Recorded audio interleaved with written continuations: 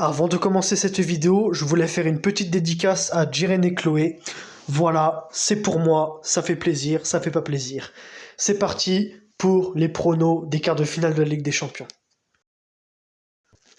Salut à tous et à tous, c'est Toto, j'espère que vous allez bien. En tout cas, moi les gars, ça va nickel. Aujourd'hui, toute nouvelle big vidéo sur les pronos des quarts de finale de la Ligue des Champions. On est parti, c'est l'heure des chocs. Et je suis très impatient et à la fois aussi stressé pour ces quarts de finale de la Ligue des Champions avec des affiches qui sont très belles. On va en revenir en détail. Euh, donc, né- donc avant de commencer les gars, n'hésitez pas à vous abonner, liker, partager, ça fait plaisir. Et sur ce, on y va avec le premier match. Bayern Munich, Inter Milan. Donc du coup l'Inter Milan, on présente plus, c'est une grosse équipe avec un gros effectif, avec des joueurs qui sont capables de beaucoup de choses. Je pense notamment à Dumfries, à Barella, à Lautaro Martinez, avec les retrouvailles aussi avec, je crois, le gardien Yann Sommer. Mais je suis pas sûr si Yann Sommer il est encore à l'Inter, mais si c'est le cas, il y aura les retrouvailles avec le Bayern, avec voilà, et puis j'en passe aussi avec Çalhanoğlu le Turc, très gros milieu de terrain aussi. Et puis voilà, donc l'Inter, ils vont jouer avec leurs armes. L'Inter, ça va être une équipe à pas sous-estimer, sachant que nous, le Bayern, on possède quand même 6 gros absents. Je pense notamment à Dayot Upamecano, qu'on va devoir faire tourner avec Eric Dier, même si Eric Dier il commence un peu à prendre ses marques avec le Bayern, même si Eric Dier c'est pas non plus foufou et pas suffisamment expérimenté en Ligue des Champions, puisque Eric Dier c'est un ancien de Tottenham. Alphonso Davies qui est blessé aussi, grosse perte. Puis je sais plus le nom des blessés. Après, je crois qu'il y a Moussiala aussi. Moussiala, c'est une grosse perte aussi. Voilà. Après, je crois que on a aussi Stanisic, mais je suis pas sûr.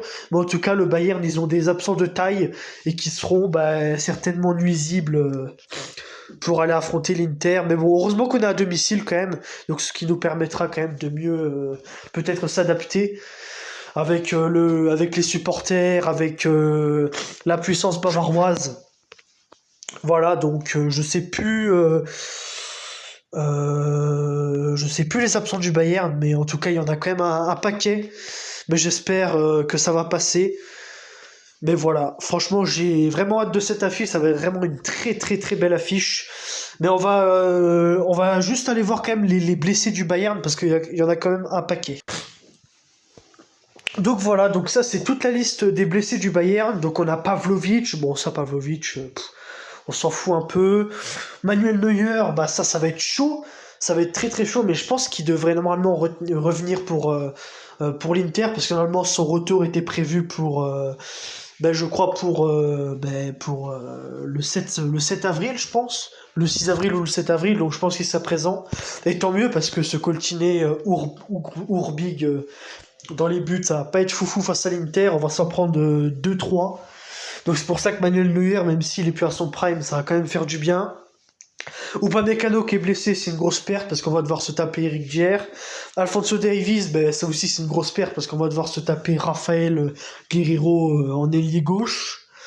Kingsley Coman, grosse perte, oui et non, puisque l'attaque du Bayern elle est quand même bien remplie, donc ça va. Ito, c'est pas une grosse perte. Jamal Musiala, c'est une grosse perte malheureusement, puisque Musiala, attaquant créateur, dribbleur et décisif. Mais bon, on va devoir se démerder avec.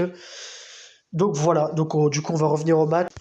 Donc voilà, donc du coup moi franchement match aller je vois un match assez serré. En vrai je vais dire 1-0 pour le Bayern à domicile. Oh 20% de batterie. Et l'Inter, je pense que ça va être chaud. Je vais dire victoire du Bayern 1-0 au match aller et une victoire 1-0 de l'Inter au match retour. Et moi, je pense que ça va aller, je pense, à la séance de tir au but. Mais après, à savoir si c'est le Bayern ou l'Inter qui va gagner. Franchement, je vais pas surestimer le Bayern, sachant qu'on a beaucoup d'absents, alors que l'Inter, ils ont pas beaucoup d'absents. Voilà quoi. C'est pour ça que je veux pas crier victoire trop vite. Voilà, je veux pas. Voilà. On sait jamais, on va pas parler. On sait jamais ce qui peut se passer. En tout cas, ça réserve quand même un très gros match. Donc du coup, on va passer au deuxième quart de finale avec Arsenal Real. Ça, c'est le match le plus attendu, je pense.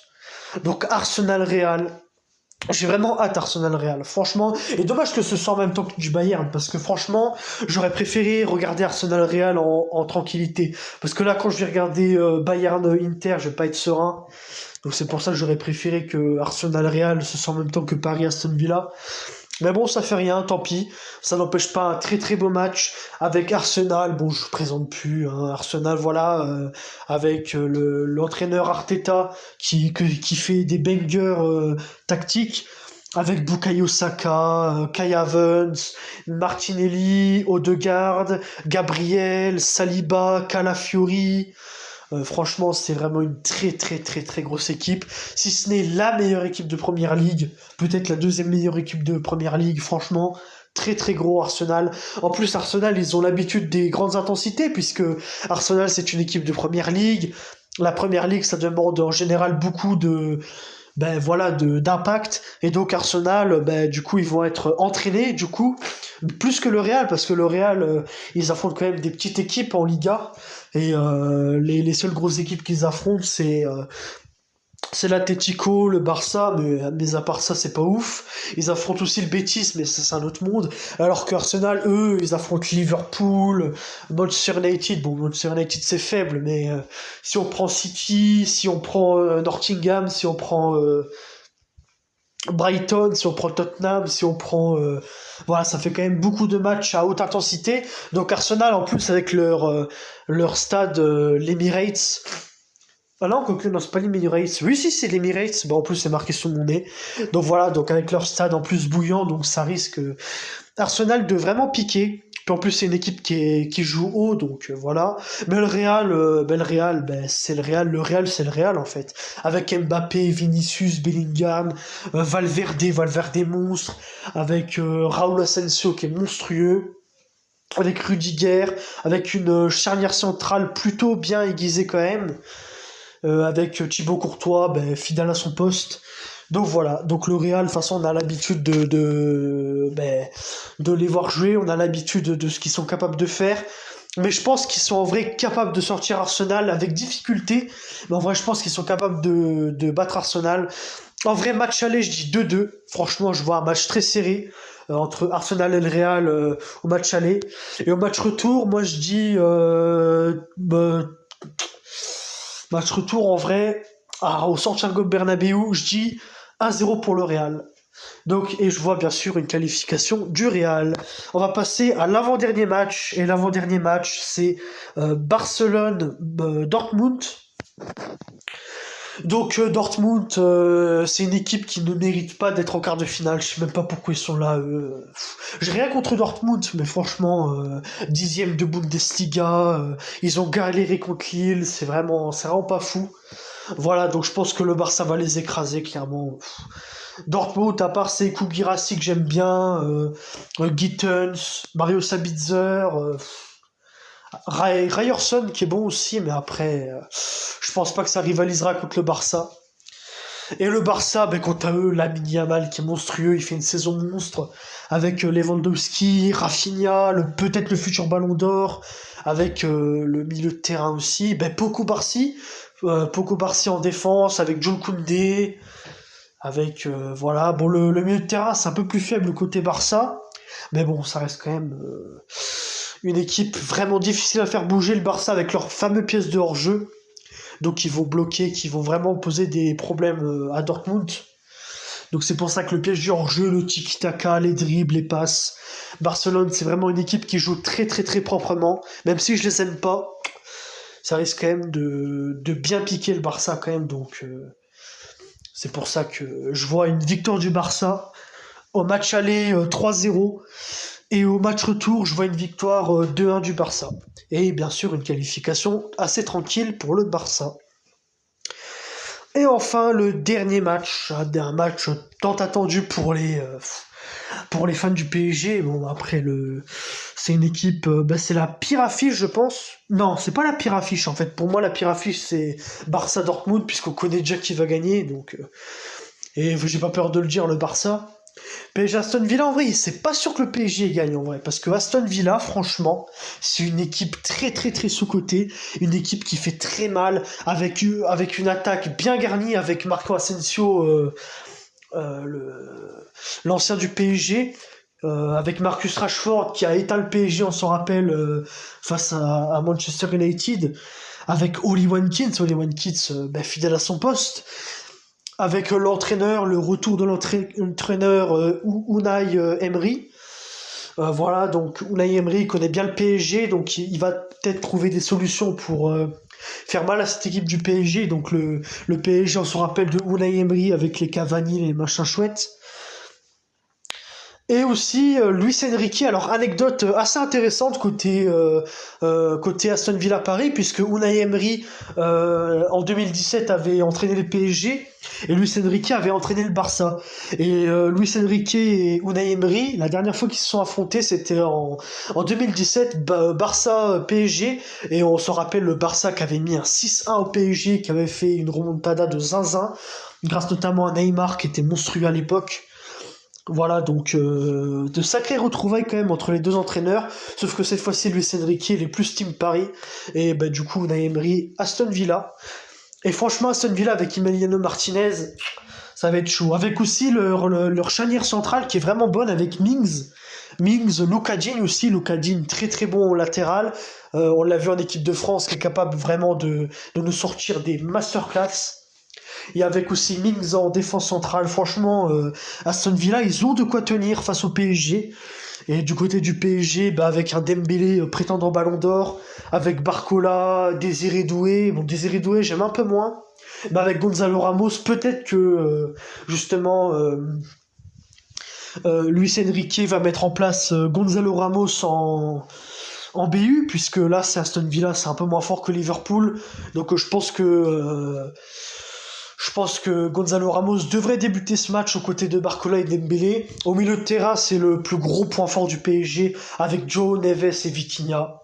C'est vraiment masterclass, avec Fabian Ruiz qui revient bien aussi, ou alors Warren Zaïre-Emery, sauf que Warren Zaïre-Emery, j'aime un peu moins. La charnière centrale est très solide, avec Pacho et Marquinhos. Sauf que j'ai appris que Marquinhos était blessé, donc du coup ce sera Beraldo à la place de Marquinhos. Beraldo c'est un peu plus faible, mais Beraldo ça peut peut-être faire le taf, puisqu'on l'a vu face à Liverpool. Beraldo c'est pas non plus une cacahuète. Ensuite, Achraf Hakimi fidèle à son poste, Donnarumma fidèle à son poste, et Nuno Mendes aussi fidèle à son poste.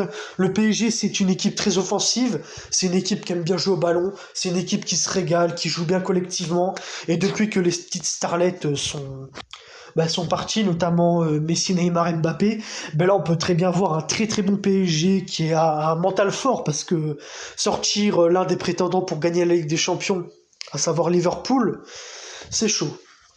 Donc voilà, c'est une équipe qui a beaucoup de mental, et je pense que Aston Villa, malheureusement, va se faire sortir.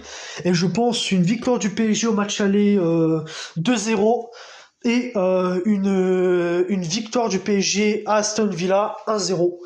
Donc ce qui nous fait un total score de 3-0 et une qualification pour le PSG en demi-finale.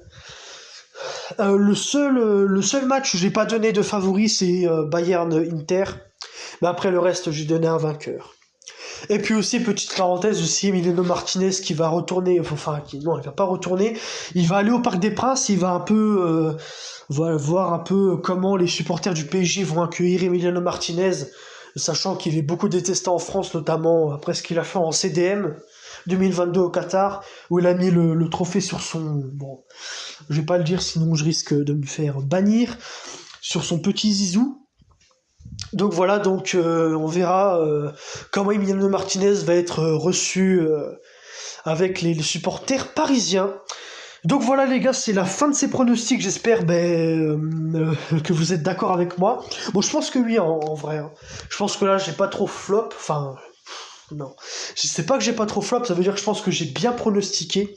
J'ai bien détaillé les points forts et les points faibles des équipes. Les points faibles, j'ai un peu moins détaillé, puisqu'en vrai, ça sert à rien d'évoquer les points faibles des équipes. Je me mise plutôt sur les points forts et ce que les équipes sont capables de faire. Donc voilà, j'espère que vous êtes d'accord avec moi. Sinon, en commentaire, Vous commentez, je réponds à tous les commentaires comme d'habitude. Sur ce les gars, on se retrouve très rapidement je pense pour une nouvelle vidéo. D'ici là, portez-vous bien, ciao et peace. Et bon match aussi pour ceux qui vont regarder les matchs.